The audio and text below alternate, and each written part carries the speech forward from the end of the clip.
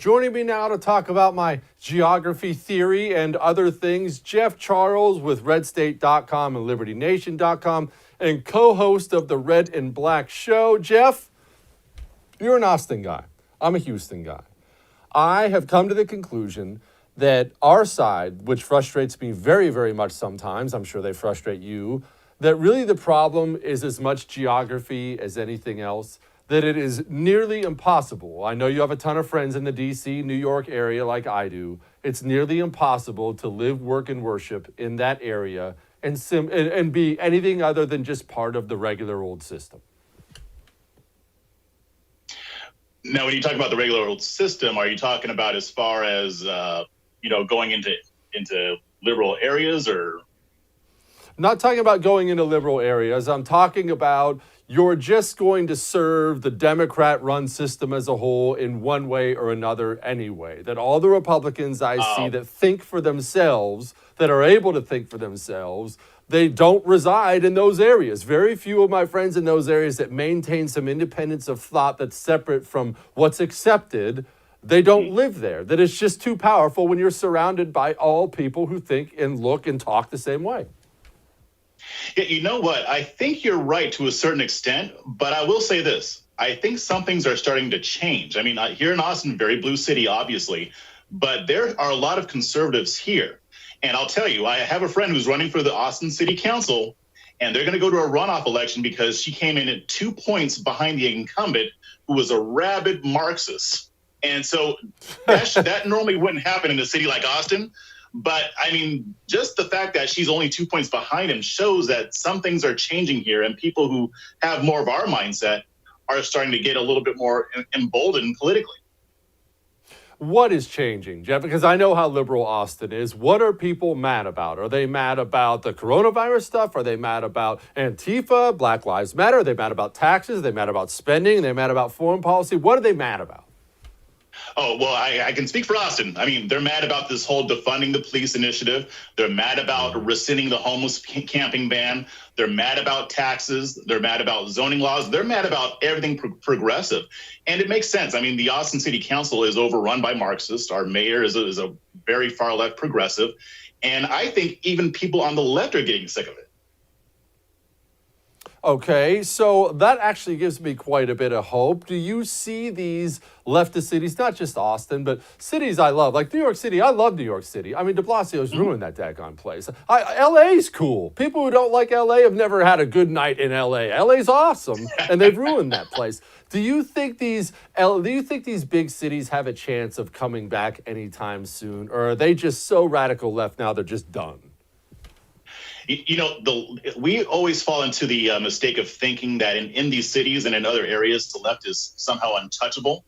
But I mean, if the left can just make a push to turn Texas purple, and if Beto O'Rourke was almost my senator, there's no reason why we can't make inroads. Now, it's not going to be easy. We do have to put forth the effort, right? And that's where the GOP has always fallen short in a lot of areas. They just don't bother. They just say, let's just focus on the people that already like us.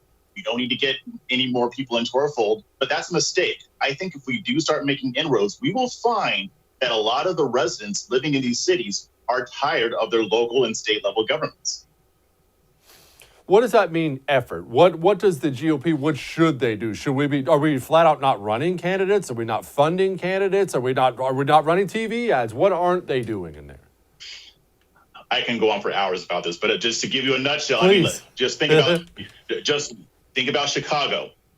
50 and on November 3rd, 50 local Democratic politicians didn't win an election, but they were appointed because nobody was running against them. The GOP does not run candidates in Chicago. I have interviewed a Black Republican in Chicago who talks a lot about this, and the Republican Party, at least the local in the local chapter of Chicago, they're basically useless, and they basically allow the Democrats to own the city as long as they can get to go for the suburbs. So we see that in cities. I mean, and I'm not saying that happens everywhere, like in LA and other places, but I'm sure you've heard about how inept the GOP has been in California. I've talked to candidates there where they're just not getting a whole heck of a lot of support from their local or state level GOP. So I think that I think going forward, regardless of how this presidential election turns out, there's going to have to be a reckoning, right? I mean, there's going to have to be some reform in the way that the GOP approaches these matters. They should be pouring resources into these candidates. They should be trying to run candidates where they think they can win.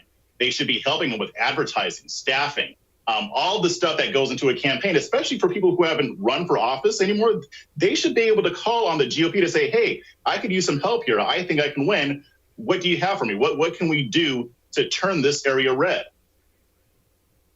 Jeff, is it fair to say Democrats are much, much, much better beyond that on focusing on races that aren't sexy but turn out to matter a lot? You know, the local DA, Secretary of State. 99% of people, even watching my show, cannot name the Secretary of State. We're worried about the shiny new object. This congressman looks like a star here. Oh, she's really pretty. Let's run her. Oh, look at this senator. He seems really important. They're over there winning DA races and kicking our rear ends.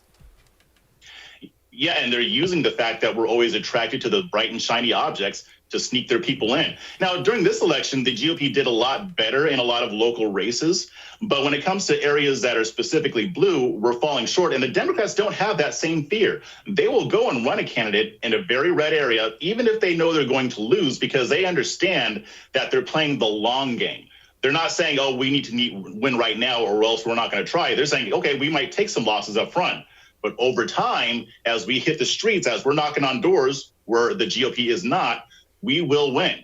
And we need to watch out for that as far as keeping the people who are voting for us. But we need to start adapting that strategy in heavily blue areas. We need to stop being afraid and stop being so risk averse that we just have just this short-term focus. We need to be thinking 10, 20, 30 years down the road. What about school board? Nobody talks about school board as much. Is this something Republicans can win? I mean, I know I have people. The reason I'm asking is my email is full of people desperate to do something. Now, this happens a lot after a loss. As soon as you, well, at least what we think is going to be a loss, as soon as you're licking your wounds, you start looking around wondering, what can I do? Most people aren't going to run for U.S. Senate. Does school board help us? Is there something people can do now? Any area in your local community where you can get into a position of influence, that's going to help. So school boards, great. I mean, if that's your thing, get onto the school board. That's important because progressives usually run the school boards and they determine the curriculum that our kids are getting taught. We always complain about this whole woke critical race theory being taught to our kids. Well, if you want to do something about it, run for the school board or support somebody who is. I mean, the school board, mayor, city council, Secretary of State, all of these offices are important. And one thing that I say on Twitter a lot, you know, if you're concerned about Trump or Biden, but you don't know who your mayor is, or you don't know who's in your district on your city council, you might want to reprioritize a little bit. I'm not saying that the federal level isn't important, but Biden is not going to have, or Trump is not going to have as much of an impact on your life as your mayor is. If Donald Trump lost fair and square, which I know there's always voter fraud, there may have been mass amounts, there may have been tiny amounts, we're obviously going to try to figure that out. But if he lost fair and square in that perfect world, why did he lose? You know, I think it's easy to blame the media, but the media attacks him just like they attack every other Republican president. I don't think the coronavirus helped. I think if coronavirus hadn't happened, we would be having a different conversation right now. There were mistakes that he made in his handling of the coronavirus. It wasn't nearly as bad as how the left made it sound. But I think in a lot of ways, Trump tended to get in his way a lot. And I think a lot of people did vote down ballot for Republicans, but they voted for Biden for president. And I think a lot of it was just that they may not mind his policies all that much. They may be okay with his policies. But I think people just wanted things to calm down a little bit. And they maybe saw him as the one who was making everything chaotic and, you know, intensifying our political discourse, which, I mean, he did add to that, but he was more of a symptom of that problem than the cause. It was going on before him. And I think what's going to happen is that these people who have this mindset, if he loses, after he's gone, they're going to see that things aren't really changing and they're going to wonder what's going on. So I think it was a mixture of things. But at the end of the day, I think the Republican Party and Trump, I mean, we got to take personal responsibility. Why did we lose these voters? Why weren't we so far ahead enough to where potential voter fraud wouldn't have mattered? These are all questions that we need to ask ourselves and come up with good answers. Jeff Charles, appreciate you, my man. Thanks for having me.